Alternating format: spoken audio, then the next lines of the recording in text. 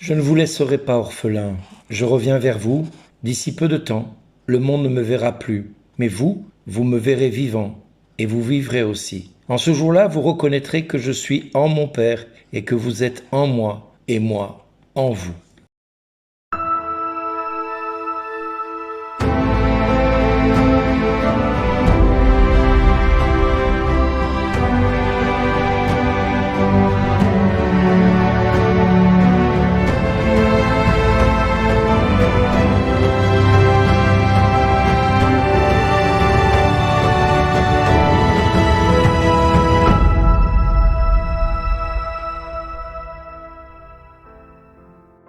Bonjour les amis, nous approchons de la Pentecôte et aujourd'hui les textes de ce jour nous parlent d'une présence invisible mais essentielle, celle de l'Esprit Saint.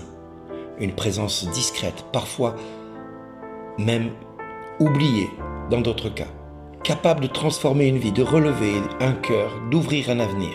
Dans les Actes des Apôtres, nous voyons une scène étonnante. Philippe annonce l'évangile en Samarie, les foules accueillent la parole de Dieu avec joie, beaucoup sont déjà baptisés.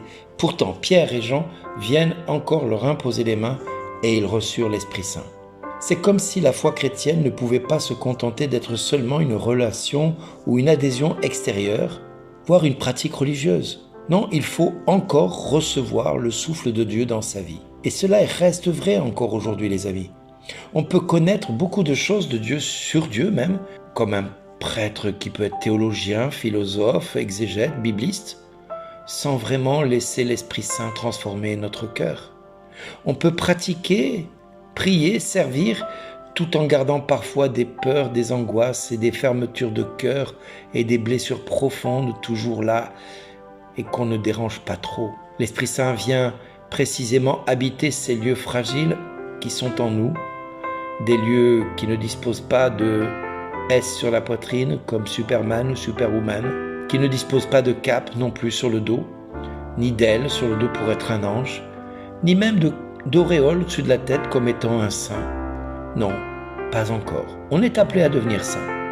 Et Jésus fait en sorte que l'Esprit Saint soit donné à l'Église. Jésus l'appelle dans l'Évangile un autre défenseur. C'est un mot magnifique, n'est-ce pas? Un défenseur. C'est celui qui se tient à nos côtés.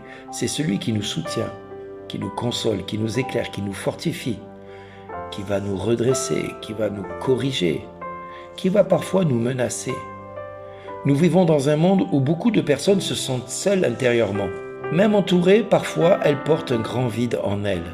Beaucoup avancent dans des incertitudes silencieuses. La peur de l'avenir, les angoisses du lendemain, la fatigue morale, le découragement, la perte de sens.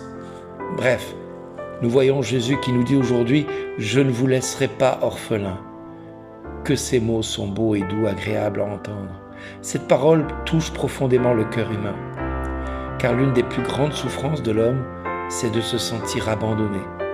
Or le Christ promet une seule chose qui soit vraiment la marque de fabrique du Christ. Il promet une présence qui ne disparaît pas jusqu'à la fin des temps. L'Esprit Saint demeure avec nous, pas seulement dans les moments difficiles ou extraordinaires, mais dans le quotidien de nos vies. Il est là, dans la paix retrouvée, après une tempête intérieure, dans la force reçue pour pardonner, dans le courage de renoncer, dans cette lumière intérieure qui nous aide à discerner le bien du mal et la malédiction de la bénédiction. Souvent, nous attendons de Dieu des signes spectaculaires. Pourtant, l'Esprit Saint agit fréquemment dans ce silence. Comme un souffle fragile, on ne voit pas le vent, mais on voit les arbres bouger. On ne voit pas l'Esprit de Dieu, mais on voit la vie des gens changer, comme à la vigile pascale.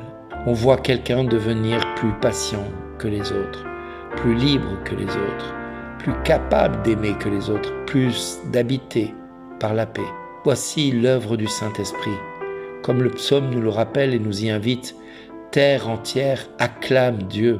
Alors comme je vous le disais les amis, la foi chrétienne n'est pas d'abord une religion de tristesse ou de peur, elle est l'expérience d'un Dieu vivant qui vient habiter l'homme. Et cette présence change notre regard sur les circonstances et les situations. Quand l'Esprit Saint agit en nous, nous ne regardons plus les autres de la même façon, de la même manière. nous devenons moins enfermés sur nous-mêmes, nous découvrons que chaque personne est appelée à la vie de Dieu. C'est quand même incroyable que d'entendre cela. Dans la deuxième lecture de Saint Pierre, qui nous conduit encore plus loin, elle nous montre le Christ qui traverse la souffrance et la mort pour ouvrir le chemin de vie.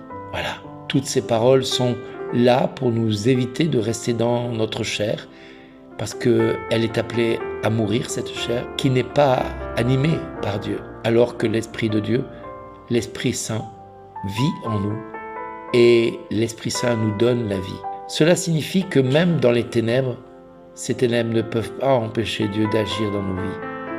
Même si parfois ces ténèbres nous font agir de manière succincte et de manière un petit peu dure, nous connaissons tous des moments où quelque chose semble mourir en nous, comme une espérance, une relation, une confiance, une joie intérieure. Mais l'Esprit Saint est précisément celui qui redonne la vie, les amis.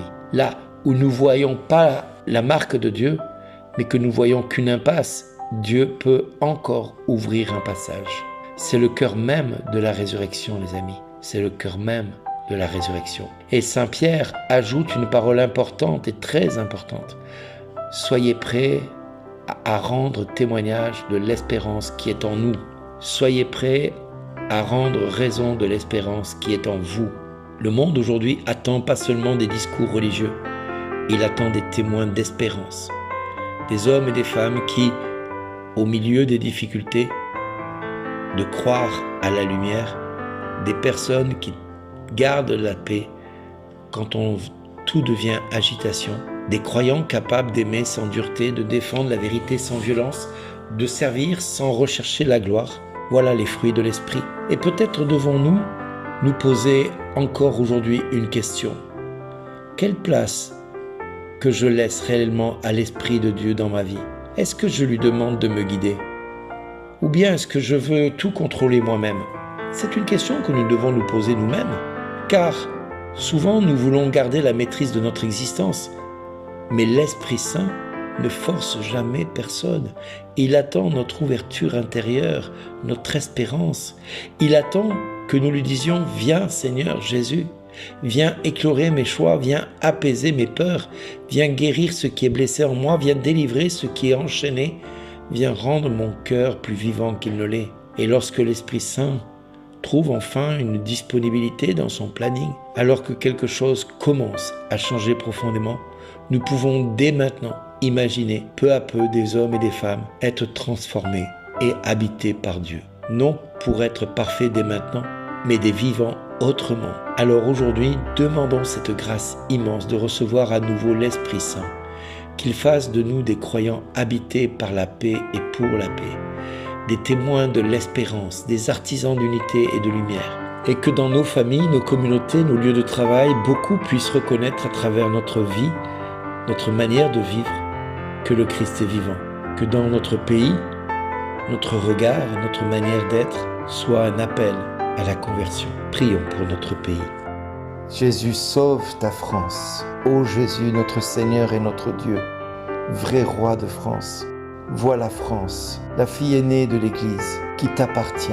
Tu l'avais confiée à tes plus chers amis, Marthe, Marie-Madeleine et Lazare. Mais l'ennemi est venu et a voulu te chasser de chez toi. Et nous ne savons plus que faire, ni comment nous en débarrasser. Alors Jésus, toi le fils de Marie, toi qui as si souvent envoyé Marie visiter ta France, nous te le demandons comme avec les marchands du temple, prends ton fouet et expulse à tout jamais l'immonde franc-maçonnerie qui tente de régner et d'étouffer ce pays qui est tien. Chasse les démons et les œuvres de la Révolution française qui ont semé la terreur, le mensonge et l'iniquité. Brise nos lourdes chaînes, nous t'en prions Jésus, casse le joug de tous nos oppresseurs et des tyrans qui nous gouvernent.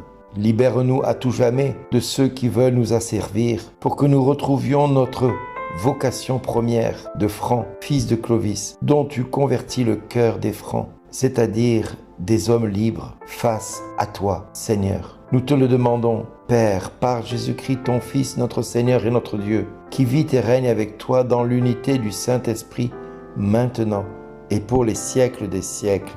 Amen. Merci d'exister.